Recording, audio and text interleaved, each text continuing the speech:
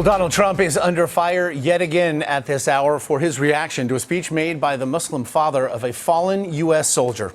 Khizr Khan forcefully challenged Trump's qualifications for the presidency last week at the Democratic National Convention in Philadelphia. Trump responded, in part by raising questions regarding Khan's religion, also by suggesting that Khan's wife, who stood next to her husband during the speech, was in fact silenced during his remarks because of the family's faith. Trump has already again responded on Twitter this morning, writing, and I quote, "This story is not about Mr. Khan, who is all over the place doing interviews, but rather radical Islamic terrorism and the U.S. Get smart." And Khan himself weighed back in an interview just this morning. Donald Trump needs to sit with his advisors and portray to this world that he is empathetic. You solve the problems with empathy, putting people together. There are bad people among us, but there are good people among us as well. You gather good people to get rid of bad people, but you do not malign the whole religion, the whole culture.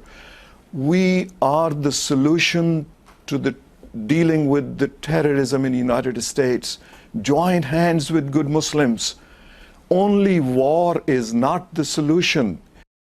To discuss this and much more, Zeke Miller now joins us, a political reporter for Time, good enough to join us from Washington. Zeke, we do appreciate the time. As this feud now burgeons between the GOP nominee and Khizr Khan specifically, we've seen past controversies, his comments regarding John McCain, his mocking of a disabled reporter, his criticism of a federal judge with regard to his ancestry.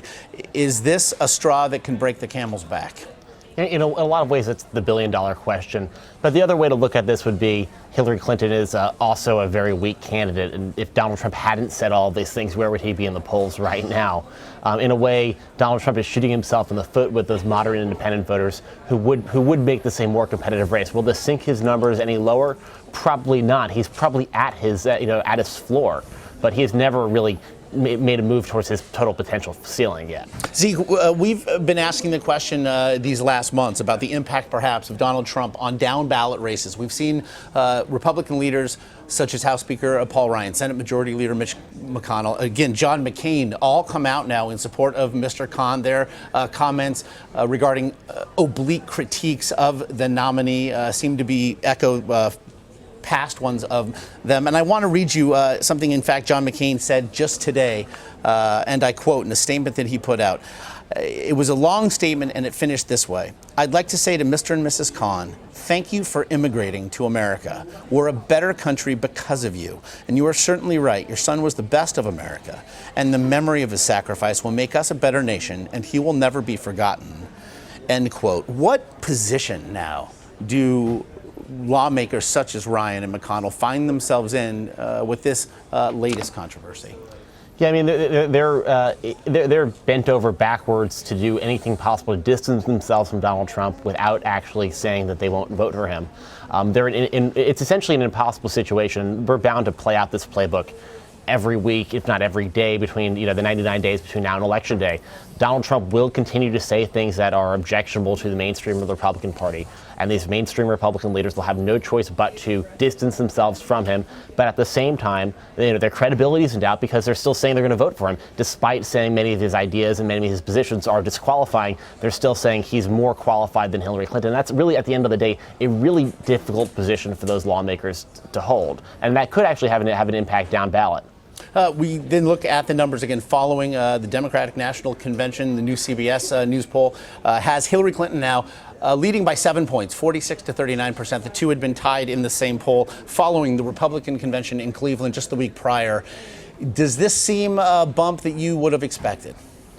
Comparing the two conventions in particular, as just as pure entertainment value, or people watching at home as showpieces, the Democratic convention was by far a better organized, a better produced media event.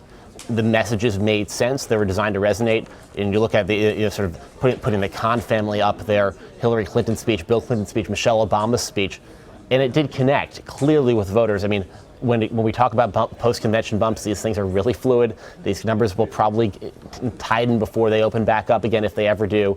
So this is, certainly temporary, but is exactly what the Clinton folks were looking to get out of Philadelphia. Based on what we heard in Cleveland, it seemed Hillary Clinton at times was the unifying force for the GOP 2 weeks ago. But we did hear Republicans speaking of in far more favorable terms in Philadelphia this past week. And now we see this number in that poll.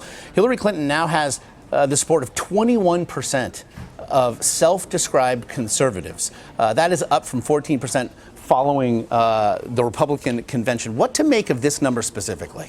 That's certainly a good number. A good chunk of those are are disaffected Republican voters, traditional Republican voters. Conservatives is also one of those factors that even a lot of Democrats people who tend to vote Democrat like to describe themselves as conservative Democrats.